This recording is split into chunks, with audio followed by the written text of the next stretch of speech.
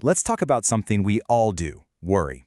Specifically, we're diving into this fascinating idea that the work of worrying, the sheer exhaustion of it, might just be one of the biggest tricks our minds play on us. I mean, you know that feeling, right? Where you've spent the entire day just worrying, replaying conversations, imagining every worst-case scenario. And at the end of it all, nothing's actually happened, but you are completely drained, like you've just run a mental marathon. So here's the big question we're exploring today. What if that feeling, that exhaustion, isn't actually a sign of productive work? What if it's an illusion, a trick your brain uses to make you feel like you're in control, when really it's just keeping you stuck in the same place? All right, so let's get right into it. This is what we're calling the worrying illusion.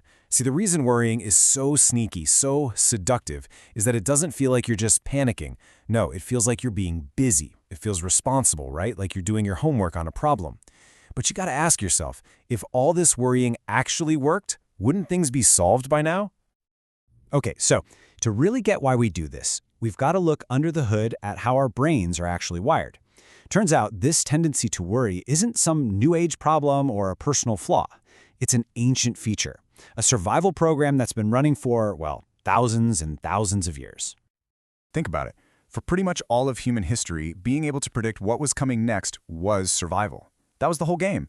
Your brain's amazing ability to hear a rustle on the grass, immediately flag it as a potential threat, and then run a bunch of lightning-fast simulations. Is it a tiger? Should I run? Should I hide?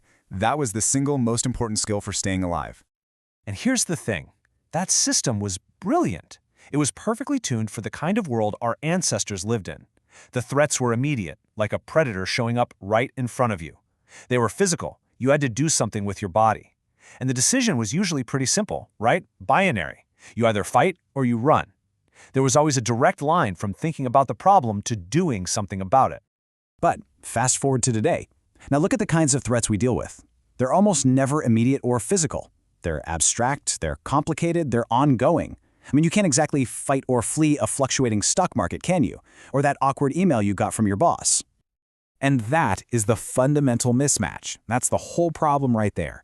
You have this ancient operating system, your brain, firing up to deal with a modern-day problem. It starts running all these simulations just like it's designed to do.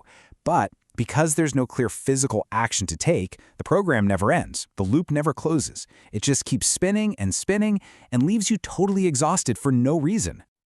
Okay, so now we see the mismatch. Let's talk about the real cost of all this worry. Because this endless spinning, this mental noise, it's not harmless.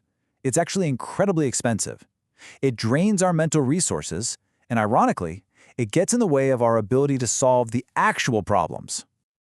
This chart really breaks it down perfectly. Look, productive problem solving, it's linear. It moves forward. You define a problem, you make a decision, and that leads to an action. Simple. But worry? Worry is a hamster wheel. It's completely circular. It just repeats the same uncertainty over and over and over. It never lands on a decision, and in fact, it's a way of avoiding the commitment that comes with taking action. And man, this next point is so important. Rehearsing disasters doesn't prepare the mind, it trains it to expect them. Think about that. When you're running all those what-if scenarios in your head, you're not actually making yourself safer. You're not preparing. All you're doing is getting really good at feeling anxious. You're literally training your brain to look for and expect the worst. So, why on earth do we do it? Well, because deep down, worrying can feel safer than actually doing something. I mean, think about it. Action is risky, right? You have to make a choice. You have to commit. You have to own the outcome, good or bad. Worry lets you put all of that off. It gives you the feeling that you're working on the problem without ever having to take the risk of trying to solve it. It's a classic case of disguised avoidance. I absolutely love this next quote. Worry is thinking that never pays its rent in action. It's perfect. Worry is like a squatter living in the prime real estate of your mind.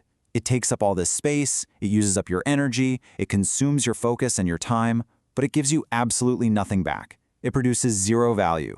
It's just a deadbeat tenant that you need to evict. Okay, so that's the problem. How do we fix it? How do we break this cycle? Well, thankfully, we're not the first people to struggle with this.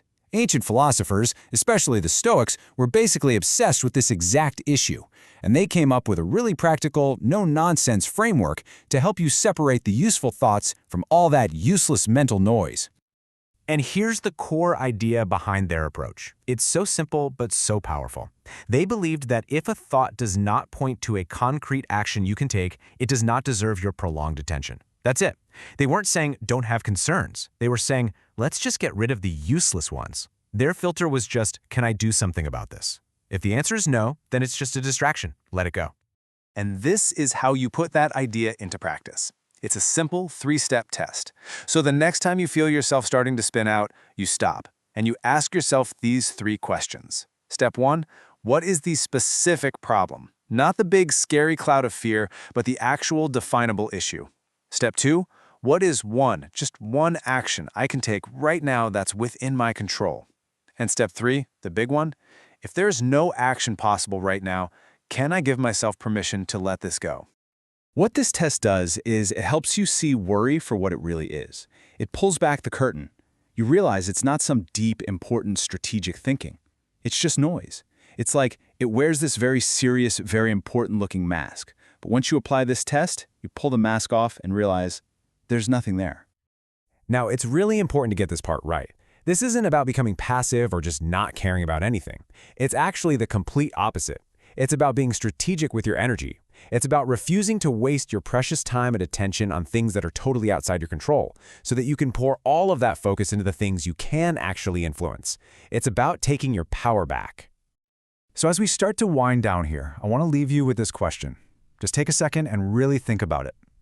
Over the last week, or maybe the last month, how much of your energy, how much of your time has been eaten up by worrying, by that mental spinning that, in the end, didn't actually move anything forward one single inch? You see, the Stoics knew something profound. They knew that we can never be certain about the future. It's impossible. And trying to get that certainty is just a recipe for making yourself miserable. True peace of mind, they argue, doesn't come from knowing how everything will turn out. It comes from something much simpler, knowing that you took the right action right here in the present moment. And that's really the bottom line here. That feeling of control you get from worrying, it's a total illusion. Real control, real effectiveness, is a lot quieter. Sometimes it's a lot more uncomfortable too, but it's found in that simple, disciplined practice of just taking the next right step. So the challenge is this: stop trying to control the future inside your head. Stop running the simulations and start meeting it with real, disciplined action